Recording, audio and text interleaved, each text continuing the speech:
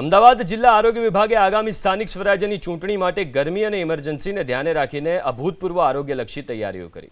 ચૂંટણી દરમિયાન કોઈપણ આકસ્મિક સ્થિતિને પહોંચી વળવા માટે 108 અને પીએચસીની 19 જેટલી એમ્બ્યુલન્સ સ્ટેન્ડ બાય રાખી છે.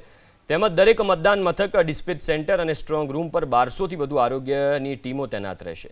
વધતી ગરમીને જોતા તમામ બૂથ પર ઓઆરએસ પાઉચ અને આઈસ પેકની સુવિધા ઉપલબ્ધ કરાવાઈ છે અને સિવિલ સહિતની હોસ્પિટલોમાં વધારાના બેડ તેમજ દવાઓનો જથ્થો અનામત રાખવામાં આવ્યો છે.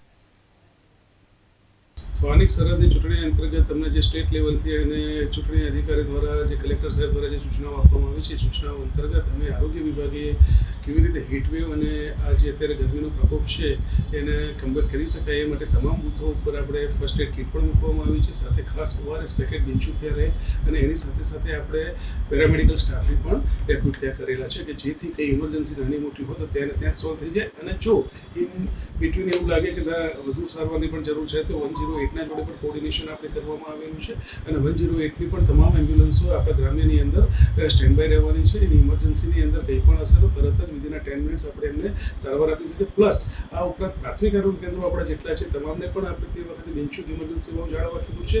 એ સિવાય civil hospital, medical college, district hospital, sub district hospital અને સામૂહિક આરોગ્ય કેન્દ્રો એને પણ આપણે એલર્ટ મોડની અંદર આપણે મૂકેલા છે. તો અમદાવાદ જિલ્લા આરોગ્ય વિભાગે આગામી સ્થાનિક સ્વરાજ્યની ચૂંટણી માટે ગરમી અને ઇમરજન્સીને ધ્યાને રાખીને આરોગ્યલક્ષી તૈયારીઓ કરી છે, જેના વિશે તમે સાંભળ્યું.